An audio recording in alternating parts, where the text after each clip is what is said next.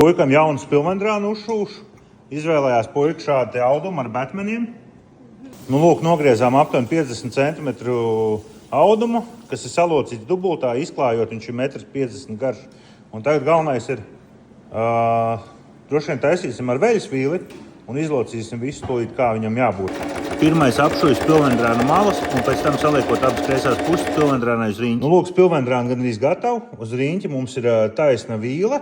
Vienīgais, ko es tagad darīšu, es apgriezīšu ļoti tuvu taisnai vīlei pa perimetru uz riņķi, izgriežīšu spilvendrānu uz otru pusi un apšūšu ar vēl vienu vīli. Tā stiprinot spilvendrānu un tā būs skaists nobeigums spilvendrānai. Būs saucamā veļas vīle.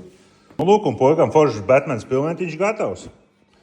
Ar diezgan dziļu to malu es uztaisīju, jo diezgan daudz audums bija priekš tik maza spilventiņa, bet man liekas ļoti forši nekratīs ārā. Tā malu var redzēt.